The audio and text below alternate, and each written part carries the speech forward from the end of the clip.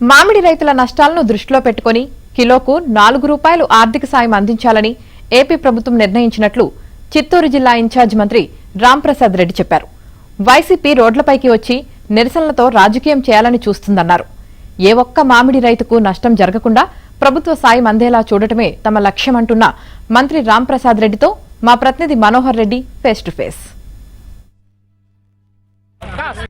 గత ఏడాదిలాగే ఈసారి కూడా ఉమ్మడి చిత్తూరు జిల్లా వ్యాప్తంగా ఉన్నటువంటి మామిడి రైతాంగాన్ని ఆదుకునేందుకు రాష్ట్ర ప్రభుత్వం ముందుకు రావడం జరిగింది. సపోర్టింగ్ ప్రైజు కిలోకు 4 రూపాయలు ప్రకటించినటువంటి నేపథ్యంలో జిల్లాకు సంబంధించినటువంటి ఇన్ఛార్జి మంత్రి మండిపల్లి రాంప్రసాద్ రెడ్డి కూడా మనతో ఉన్నారు. ఆయన అడిగి తెలుసుకునే ప్రయత్నం కూడా చేద్దాం. అన్న, చెప్పండి ఏంటి సార్? మొట్టమొదటిగా చంద్రబాబు నాయుడు గారు రైతుల యొక్క పక్షపాతి.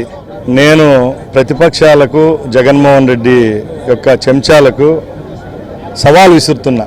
గత సంవత్సరం కూడా మేము ఇచ్చిన 200 కోట్లు సబ్సిడీ ఏదైతే సపోర్టింగ్ ప్రైస్తో మీ యొక్క కార్యకర్తలు మీ యొక్క నాయకులు లబ్ధి పొందారు లేదా అని మేము అడుగుతున్నాం. ఈసారి కూడా ఒకరి దగ్గర కూడా వేలెత్తి చూపించుకోకుండా 180 కోట్ల రూపాయలు సపోర్టింగ్ ప్రైస్ ఏదైతే 4 రూపాయలు కేజీకి ఇస్తామనుకున్నాం అది ఇవ్వడం జరిగింది.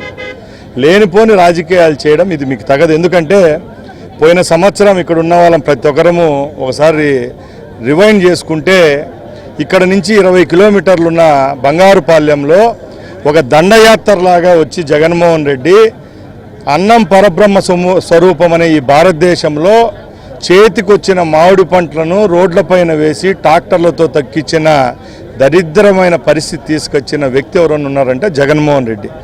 అలాంటి వ్యక్తి, అలాంటి పార్టీకి సంబంధించిన నాయకులు ఈరోజు మా ప్రభుత్వం మీద, మేము రైతులకు చేస్తున్న మంచి మీద మాట్లాడే హక్కు లేదని నేను తెలియజేసుకుంటున్నాను. 25-26 సంవత్సరం, 26-27 సంవత్సరంకు సుమారుగా 400 కోట్ల రూపాయలు కేజీకి 4 రూపాయల చొప్పున ఇచ్చిన ఘనత ఈ కూటమి ప్రభుత్వానికి చెల్లుతుంది. అలాగే మేము ఒకటే చెప్తున్నాం, కేవలం మామిడి పంటకే కాదు, అక్కడ పొగాకు నష్టం జరిగిందంటే ఆ జిల్లాల్లో పొగాకు రైతులు కూడా సపోర్టింగ్ ప్రైజ్ ఇచ్చిన ఘనత ఈ ప్రభుత్వానికి దక్కుతుంది. ఎక్కడ ఏ సమస్యలు లేవనెత్తినా కూడా రైతు తరపున మాట్లాడే పరిస్థితి ఏదైతే ప్రతిపక్ష పార్టీకి ఈ రాష్ట్రంలో లేదు.